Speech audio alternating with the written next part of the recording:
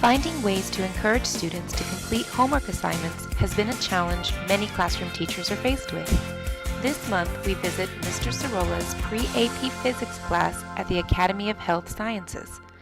Mr. Sorola has decided to take a different approach to student homework assignments.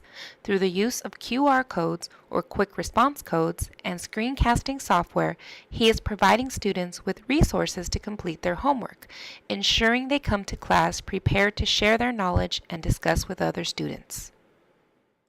Really just wanted a way to get more than 45 minutes a day of instruction, because a lot of times we go over something in class and they don't ever see it again until the next day in class. So just kind of trying to come up with a way that they can get more of the material. What I want them to do is work on it beforehand and try it, and not necessarily be right on everything. It's not like homework I'm going to grade, but I want them to sit down and think about it and try it and pull out misconceptions they have, because everybody has misconceptions about things in physics especially. And I want to get them to think about that. So what I do is look at the problems that they're going to be working at and not solve them for them, but more give them tips on how to approach it.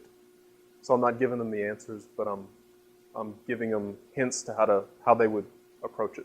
The point was to get them to not come back to class with a blank piece of paper and then say, I don't know. So in that sense, a lot of them are coming back, and sometimes they're still wrong on things that they've tried, but at least they've tried it, because we have somewhere to go once they come back to class. And so usually the point is they come back and they work with their group on figuring out who was right, and if everybody has an answer, then they get some good arguments about, well, I think this, and I think this, and well, why do you say that? Because this is the reason I say this. So in that sense, it's helped, because they actually try it rather than just say, I don't know. Well, I sit down, I have an app on my iPad, and I basically just go through it, and I can record it. When I press the record button, it starts getting everything. And so what I'll do is I'll go through a problem and work through it, and then pause it, and then go through and see the next one, because I have most of them worked out. And so I'll look for parts that they would have trouble with. And then I'll take that, and once it's all done, I'll upload it, and I'll put it on a YouTube channel that I made through the school's Google account. So I have a Google account, and I made my district website, my teacher website, through Google Sites, and I have that linked to my YouTube channel, and I'll upload it onto there.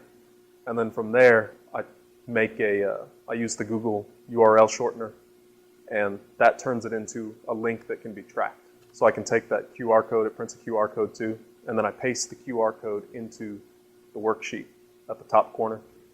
And then when I go to the URL shortener website, I can see who clicked on the link, who clicked on the QR code.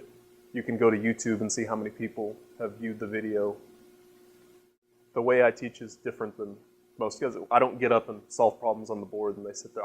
I have them solving it. So it's helped in the sense that if they are absent, they can still see. Maybe start small, try it on one class. I was thinking about just doing it on one class this year, but because my pre-AP class ended up being smaller than I thought it was going to be, I ended up just doing it for all of them. So I would say start small, try it out. Then you have something to, if something doesn't work, write it down. Don't just forget about it. I like how it's so easy to get help even though you're not at school. How you can just, the majority of people have cell phones, they have internet.